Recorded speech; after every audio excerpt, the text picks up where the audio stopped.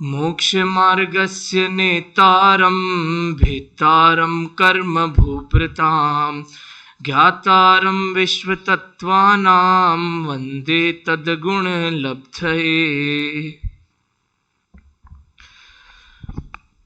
आनंद जननी 12 भावनाओं में से पूर्व में हमने अनित्य भावना की चर्चा की थी और आज हम अशरण भावना की चर्चा प्रारंभ करेंगे। तो 12 भावनाओं में अनित्य भावना में ही प्रायः तो सब कुछ बता दिया है कि सब जगत के परिणमन वो निश्चित हैं और जगत के संयोग हैं वो अनित्य हैं, क्षणभंगुर हैं। फिर अशरणता की चर्चा क्यों मुनिराजों ने, आचार्यों ने, विद्वानों ने अपनी 12 भावनाओं में की। भाई और भी विषय थे 12 भावनाओं में जिनको वो गर्भित कर सकते थे, पर उन्होंने अशरणता को ही प्रमुखता क्यों दी और अशरणता को ही अनित्यता के बाद दूसरे नंबर पे क्यों रखा? क्योंकि पहले नंबर पे अनित्यता को रखा और दूसरे नंबर पे अशरणता को रखा, तो अशरणता को इतनी प्रमुखता क्यों दी?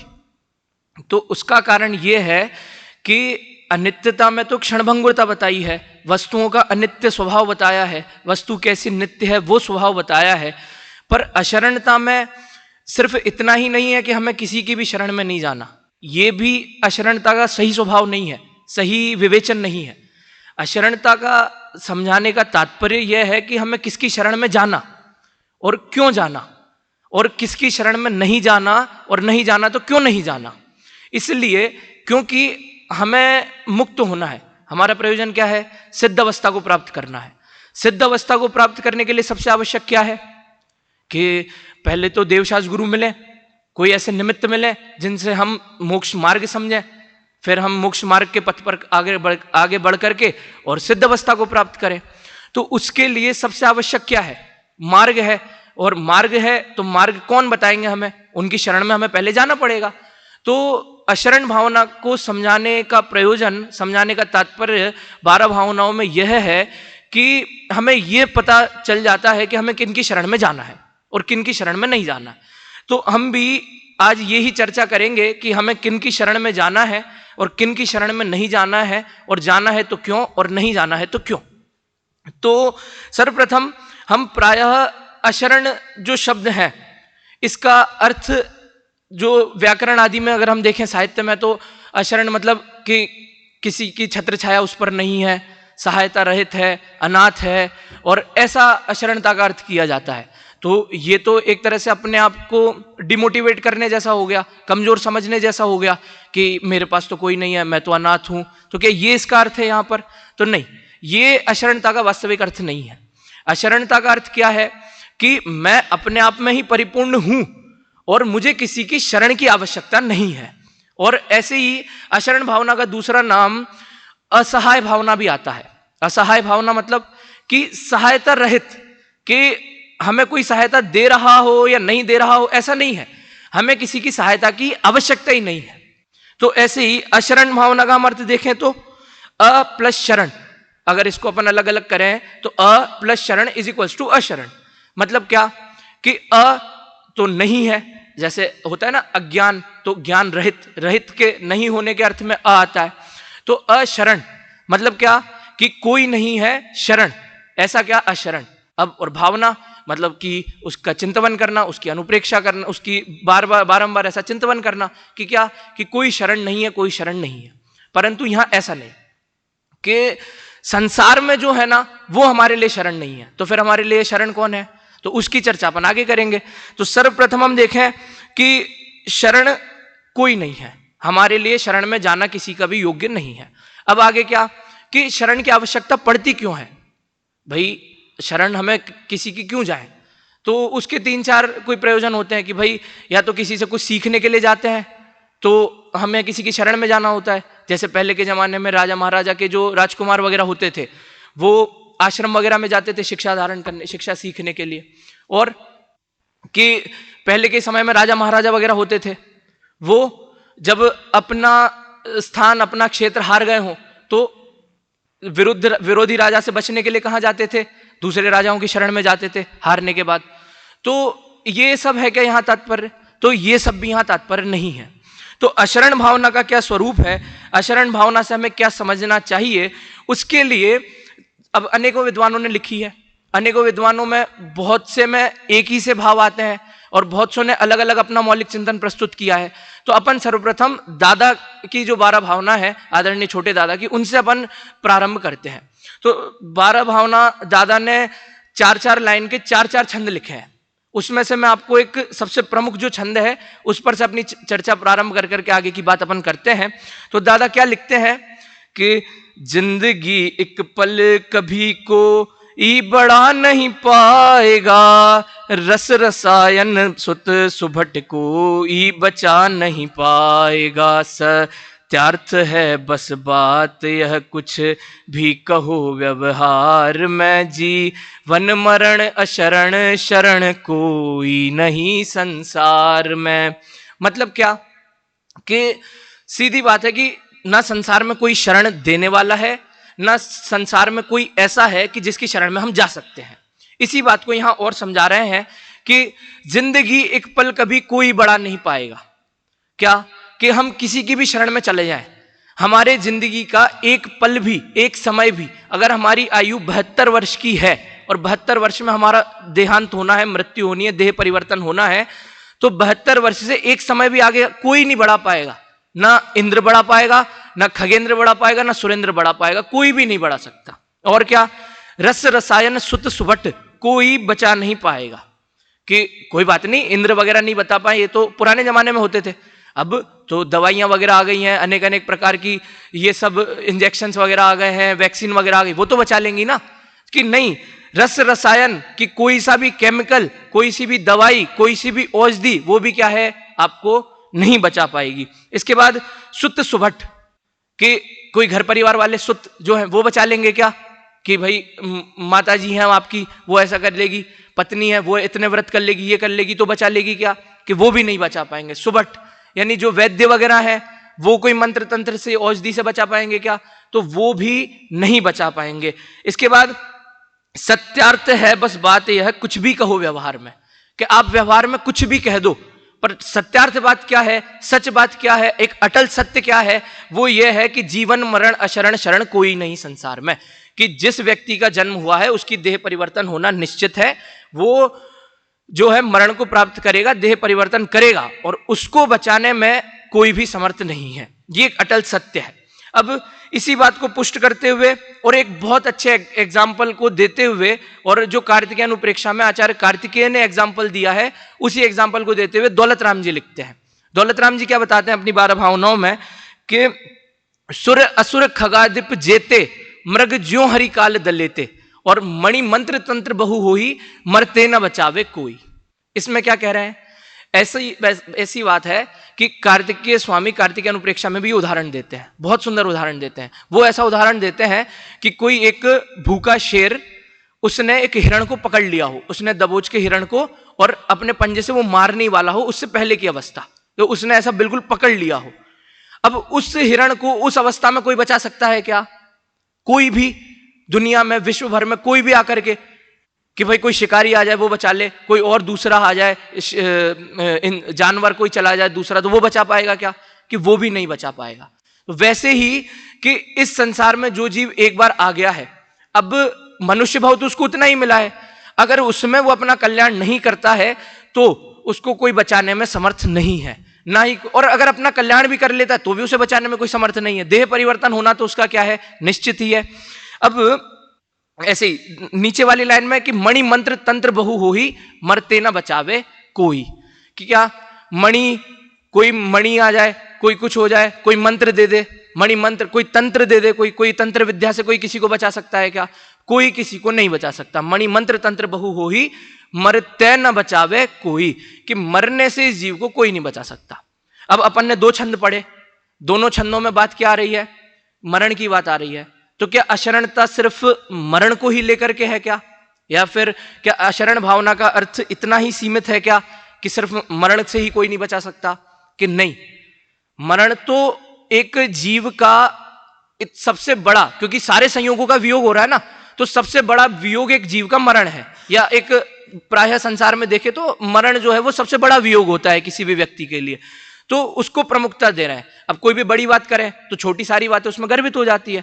तो अब पर संयोग और ये भी माता पिता की शरण, गुरु की शरण और इत्यादि जो भी शरणें हैं जिनमें जीव, अब कोई बोलता है कि मनी इज एवरीथिंग, पैसा ही सब कुछ है, हम तो पैसा कमाएंगे, पैसे की शरण में जाएंगे और या फिर पैसे को अपनी शरण में ले लेंगे और हमारा क्या होगा, कल्याण हो जाएगा।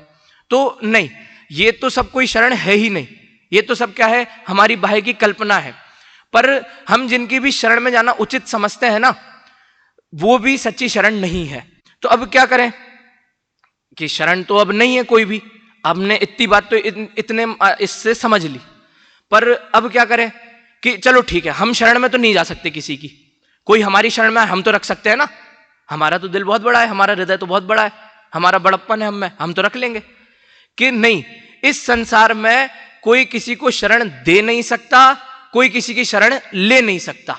अब कोई किसी की शरण दे नहीं सकता, कोई किसी की शरण ले नहीं सकता, तो इससे हम क्या कर सकते हैं, जैन धर्म का एक सिद्धांत और समझ सकते हैं, क्या कि अकर्तृत्व वाली बात। क्यों? क्योंकि अगर हम किसी को शरण देंगे तो हमें उसका कुछ करना पड़ेगा, और अगर हम किसी की शरण में जाएंगे तो उसे हमारा कुछ करना पड़ेगा। तो ना हम एक द्रव्य दूसरे द्रव्य का कुछ करता नहीं है, ना हम उसका कर सकते हैं, ना वो हमारा कर सकता है। तो क्या कि हम किसी की शरण में नहीं जा सकते और कोई हमारी शरण में नहीं जा सकता। अब इसका सबसे प्रबल उदाहरण क्या है कि आदिनाथ भगवान के समो शरण में मारीची गया था। अगर आदिनाथ भगवान शरण दे सकते होते तो पहले उन्होंने तो उनको तो ये भी पता था, उनके केवल ज्ञान में ये भी झलक गया था कि ये इतने मत चलाएगा और फिर जाकर के मोक्ष जाएगा, और इतना सब उनको तो सब झलक गया था। तो वो चाहते या वो शरण दे सकते होते तो वो क्या करते, मारीची को अपने साथ ही मोक्ष ले जाते कि भाई तुम बाद में तो इतने सारे मत चलाओगे, तुम हमारे साथ मोक्ष चलो। पर यह भी संभव नहीं हुआ। क्यों? क्योंकि कोई किसी को शरण दे ही नहीं सकता। जब केवली भगवान किसी को कोई शरण नहीं दे सकता तो फिर हम कौन होते हैं शरण देने वाले या शरण में जाने वाले। वैसे ही एक और उदाहरण आता है, चक्र रत्न हल धरसा भारी काम नहीं आया। वही अभी बात आई थी ना कि पैसा ही सब कुछ होता है। तो कोई चक्रवर्ती हो, कोई अर्धचक्री हो, कोई बलभद्र हो, तो उनकी आयु भले ही पहले बड़ी होती थी कि वही किसी की 84 लाख पूर्व की आयु है, किसी की इतने हजार वर्ष की आयु है, किसी की इतनी आयु है, पर मरण तो सबका निश्चित है ना। और वो भी किसी को शरण तो नहीं दे पाए, ना वो किसी की शरण में जा पाए। तो क्या कि चक्र रत्न हल धरसा भारी काम नहीं आया, और एक तीर के लगत कृष्ण की विनश गई काया। क्या कि इतनी सब विद्या के धारी, इतने सब वीर पुरुष बल के धारी जो श्री कृष्ण है, क्या वो किसी को शरण दे पाए या अंत समय में वो किसी की शरण में जा पाए? नहीं जा पाए। उनका भी क्या हो गया, एक तीर लगने से उनके क्या हो गए, प्राण निकल गए। इसीलिए कि कोई किसी को शरण दे नहीं सकता, कोई किसी की शरण ले नहीं सकता। अब इसमें कोई कहे कि आपने कह दिया, पर हम खुद की शरण में तो जा सकते हैं, मतलब बाह्य संसार में हम खुद की रक्षा तो कर सकते हैं कि भाई हम क्या करेंगे, बहुत बड़े बड़े किले बनवा लेंगे अपने आसपास, जैसे राजा महाराजा पहले करते थे। हम क्या करेंगे, अपने घर में इतनी सिक्योरिटी लगवा लेंगे, इतना वो कर लेंगे, सारा इंतजाम कर लेंगे, अस्त्र शस्त्र पूरे रख लेंगे अपने पास और खुद की रक्षा कर लेंगे और फिर आराम से मौज मस्ती करेंगे। तो क्या वो भी संभव है क्या? तो कोई नहीं कि राजा हो, शक्तिशाली से शक्तिशाली पुरुष हो, शक्तिशाली से शक्तिशाली कोई व्यक्ति हो, कोई स्थान हो, आप कहीं चले जाओ, किसी की शरण में अगर आप चले जाओगे तो वो वास्तविक शरण नहीं है। आप खुद की रक्षा कहीं पर भी नहीं कर पाओगे, कहीं पर भी कोई भी हमें जो है वो शरण देने वाला नहीं है। तो अब हम तो ऐसा सुनते हैं कि माता पिता की शरण में जाना चाहिए, उनसे कल्याण होगा, इनकी शरण में जाना चाहिए, उनसे कल्याण होगा। तो कि वो एक व्यवहारिक बात है, क्योंकि जब बच्चे का जन्म होगा तो जो उसका पालन पोषण करेगा उसे उसका सम्मान, उसका पूज्यपना तो उसको आएगा ही ना। तो वो सम्मान वो करे, वो उनको ही अगर भगवान मानने लग जाए, वो उन्हीं से ऐसा मानने लग जाए कि इन्हीं से मुझे मोक्ष होगा, तो क्या ये संभव है? क्या नहीं, ये संभव नहीं है। ये बहुत क्या है, ये हमारी विपरीत मान्यता है, ये हमारी गलत मान्यता है कि हम कोई, जैसे कोई निर्धन है, आज किसी का बुरा वक्त चल रहा है, उसके पास अभी पैसा नहीं है, वो सफल नहीं हो पा रहा है, हर चीज में असफल हो रहा है, और कोई श्रेष्ठी हो, कोई धनवान व्यक्ति हो, वो उसकी सहायता कर दे, उसे नौकरी पर रख ले, उसको थोड़ा बहुत धन दे दे, घर दे दे, खाने पीने को दे दे। तो क्या कि मैं आपकी शरण में आया और आपने मुझे सुखी कर दिया, आपने मुझे सुखी कर दिया। अरे संसार में सुख है ही नहीं तो सुखी होगा कैसे? जब संसार में सुख है ही नहीं तो सुखी होगा कैसे?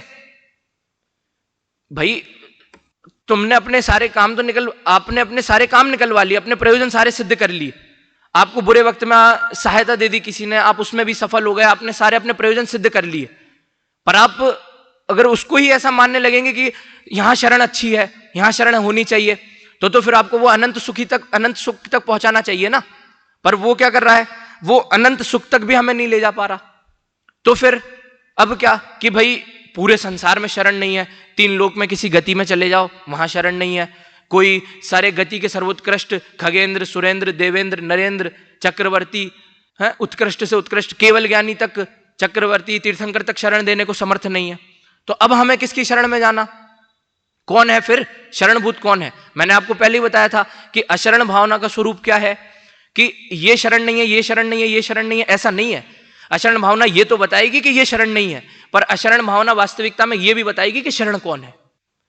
तो अब उसी के लिए अपन किसके ऐसी जो 2 चिंतन जो प्रस्तुत किए हैं, वो एक जयचंद जी छाबड़ा ने प्रस्तुत किया है और एक और विद्वान हुए उन्होंने प्रस्तुत किया है। अब जयचंद जी छाबड़ा ने भी 12 भावना लिखी है क्या? सबसे पहले तो हमें ऐसा लगता है कि जयचंद जी छाबड़ा ने लिखी है 12 भावना। तो हाँ, जयचंद जी छाबड़ा ने 12 भावना वहां लिखी है। जब वो कार्तिकेय प्रेक्षा की टीका करते हैं, तो टीका करने के बाद जब 12 भावनाओं का वर्णन होता है, तो उसके बाद वो सार रूप में 2-2 लाइनें लिखते हैं, एक छंद लिखते हैं, एक दोहा लिखते हैं 2-2 लाइन का। उसमें वो पूरा जो सार है वो बता देते हैं। अब जयचंद जी छाबड़ा का वो दोहा क्या है, तो वो मैं आप लोगों के सामने पढ़ता हूं। वो ये है कि वस्तु स्वभाव विचार तय, शरण आपकू आप, व्यवहारे पंच परम गुरु, अवर सकल संताप। तो अब क्या कि अभी तक तो अपन ने ये समझ लिया, इतनी देर अपन ने चर्चा की, उसमें अपन ने ये समझ लिया कि ये शरण नहीं है, ये शरण नहीं है, ये शरण नहीं है। तो फिर कि अब शरण कौन है ये भी बता दो। क्यों? क्योंकि फिर हमें मोक्ष तो जाना ही है, हमें सुखी तो होना ही है, तो कहीं ना कहीं तो हम जाएंगे ही। तो आप ये बता दो कि हम कहां जाएं। तो उन्होंने फिर बताया हमको मार्ग कि क्या, कि वस्तु स्वभाव विचार तय, कि वस्तु का जैसा स्वभाव है उसका वैसा विचार करने पर, कि भाई अब वस्तु का स्वभाव कैसा है, तो कि जीव का स्वभाव तो हमें पता है, जानना देखना है।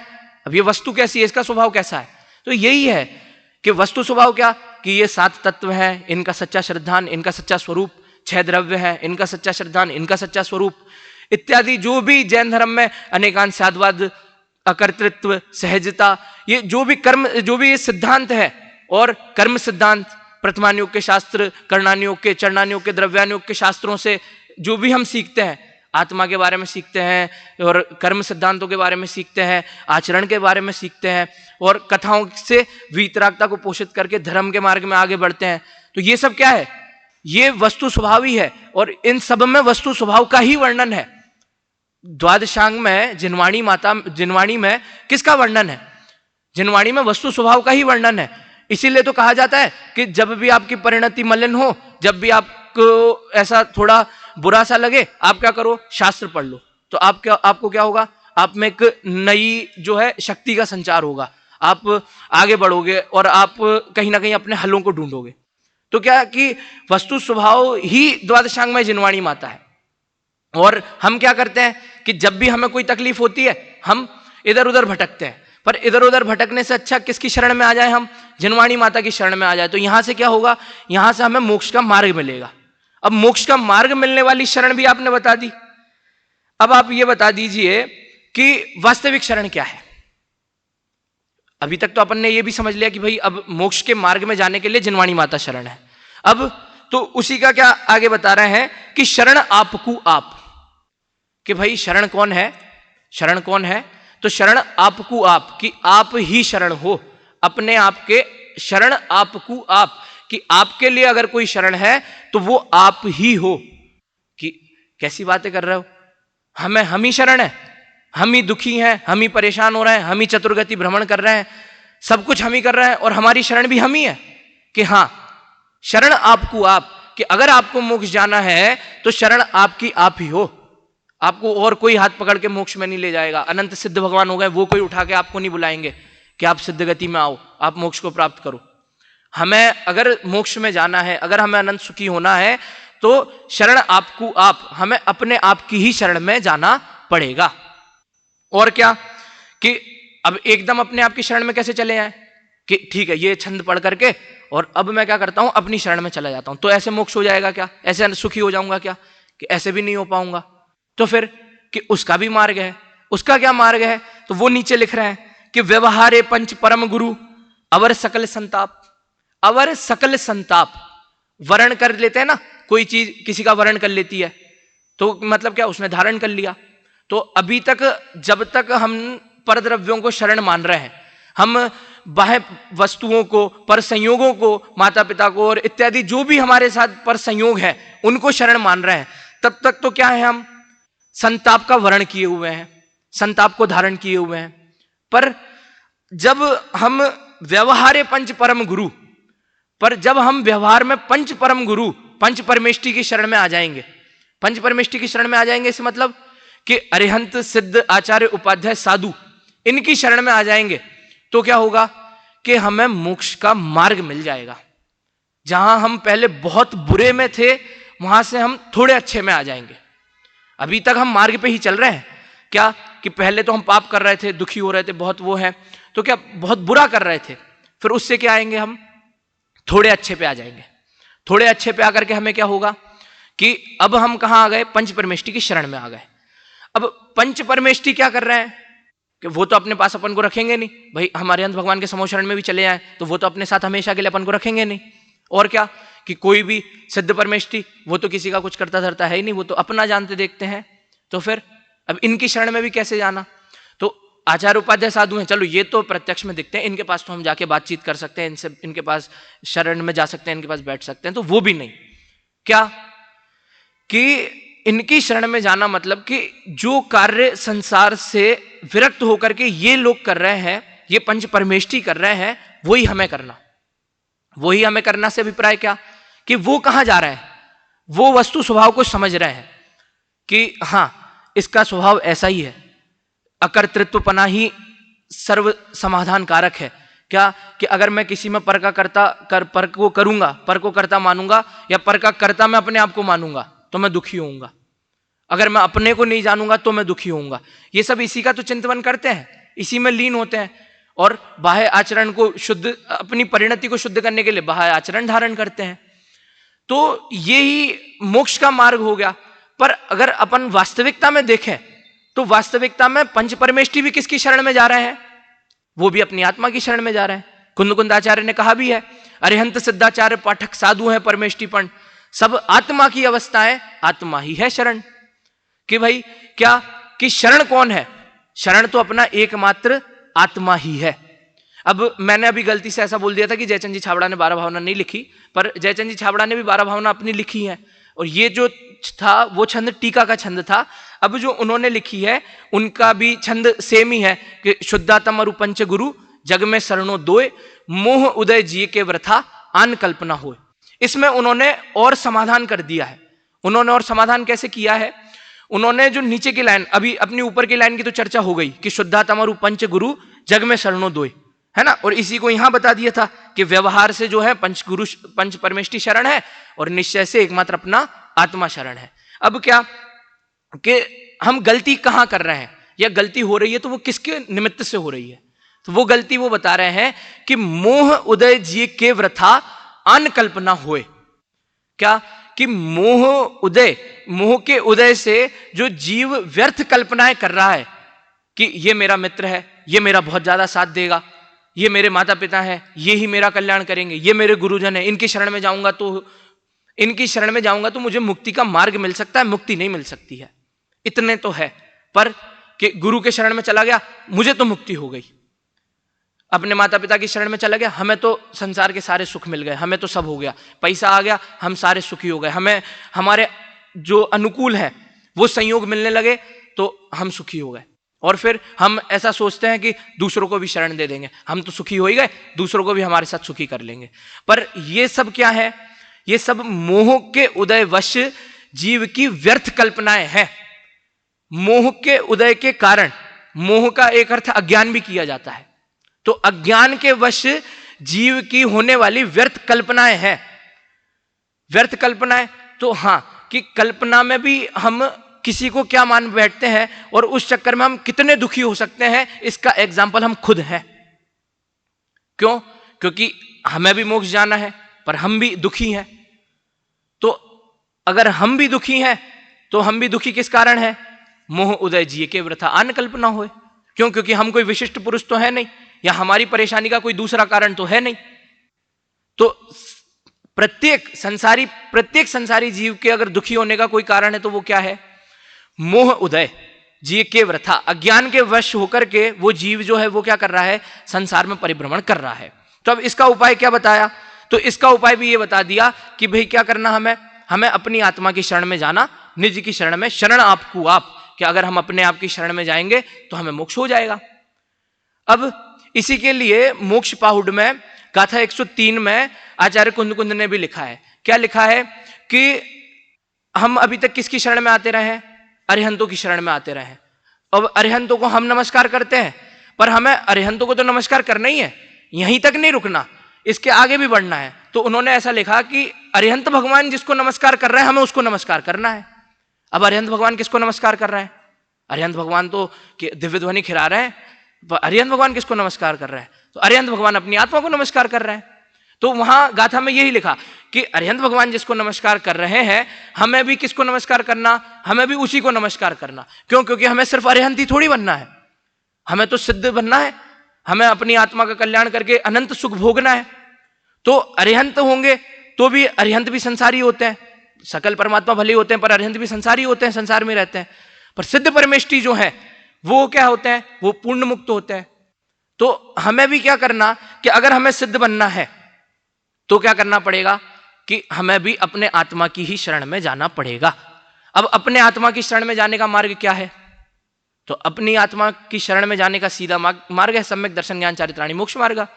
अपनी आत्मा को पूरा प्राप्त कर लेना मतलब मोक्ष प्राप्त कर लेना। और मोक्ष का मार्ग क्या है? सम्यक दर्शन ज्ञान चारित्र को ही क्या कहते हैं? मोक्ष मार्ग कहते हैं। पर अब सम्यक दर्शन की भी यही शर्त है कि अगर आपको सम्यक दर्शन प्राप्त करना है तो क्या करना पड़ेगा? अपनी आत्मा में लीन होना पड़ेगा, सच्चा श्रद्धान करना पड़ेगा। पर सम्यक दर्शन में सच्चा श्रद्धान करने को कि परीक्षा करो, तत्वों की परीक्षा करो, द्रव्यों की परीक्षा करो, सबकी परीक्षा करो और फिर सच्चा श्रद्धान करो उसका। क्योंकि हम पहले तो बहुत सारा जान लेंगे, फिर क्या करेंगे? फिर सही गलत का भेद जानेंगे कि ये सही है, ये गलत है, ये सही है, ये गलत है। तो क्या होता जाएगा? हमारा श्रद्धान दृढ़ होता जाएगा और हमारा श्रद्धान क्या है? सच्चा होता जाएगा। तो क्या होगा? हमें सम्यक दर्शन प्राप्त हो जाएगा। जैसे ही सम्यक दर्शन प्राप्त होगा तो हमारे धर्म की शुरुआत हो गई, हमारे मोक्ष मार्ग का प्रारंभ हो गया। और मोक्ष मार्ग का जैसे प्रारंभ हो गया तो हम क्या करेंगे? धीरे धीरे आगे बढ़ते जाएंगे और सम्यक ज्ञान को प्राप्त करेंगे।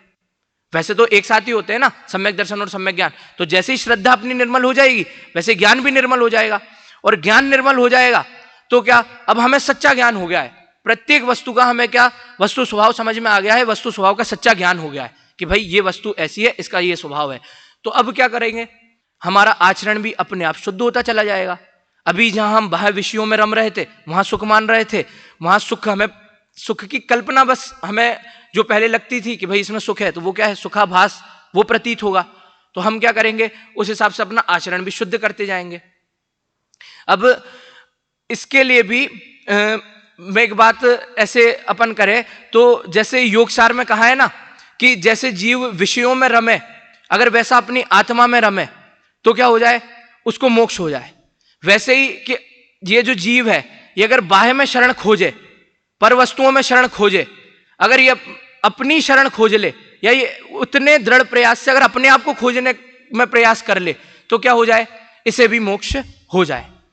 तो क्या अभी इतनी बात में दो ही चीज का निष्कर्ष अपन ने अभी तक निकाला कि शरण में जाने योग्य क्या है, हमें किसकी शरण में जाना चाहिए और किसकी शरण में अभी तक हम थे।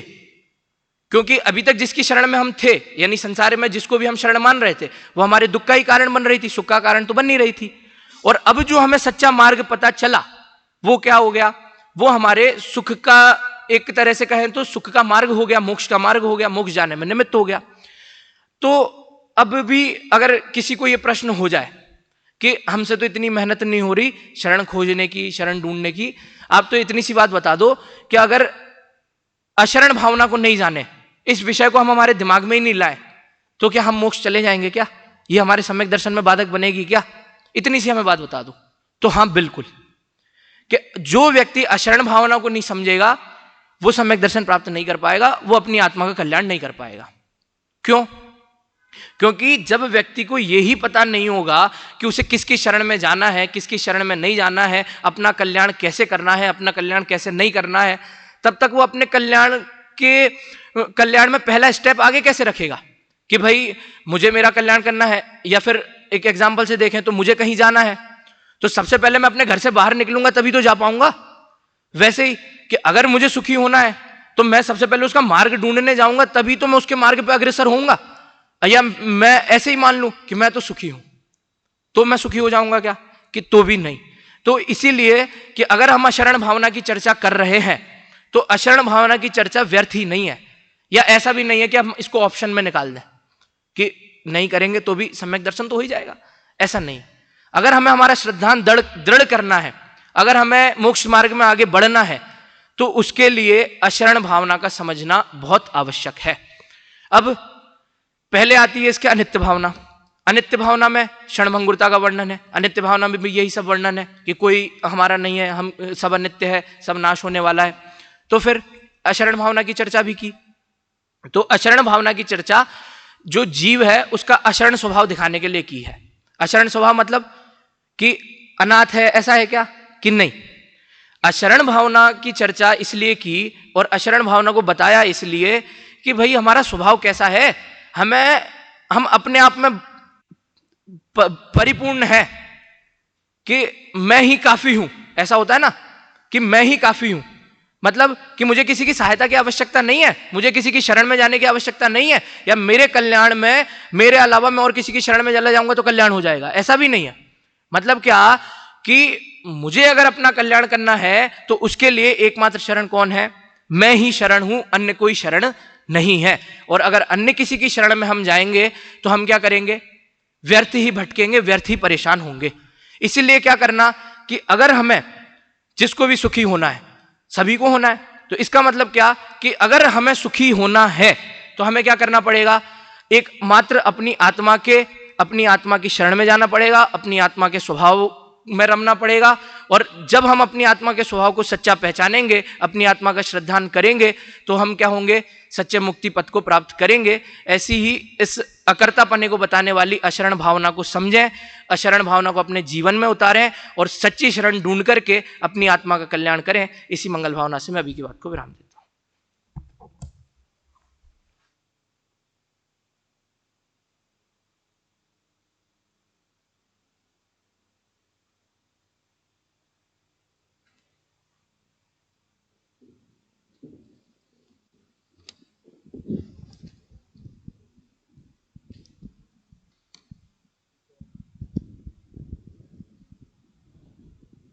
अभी हम सभी ने शास्त्री प्रथम वर्ष के विद्यार्थियों के प्रवचन के क्रम में आदि जैन झालावाड़ इनका प्रवचन सुन रहे थे।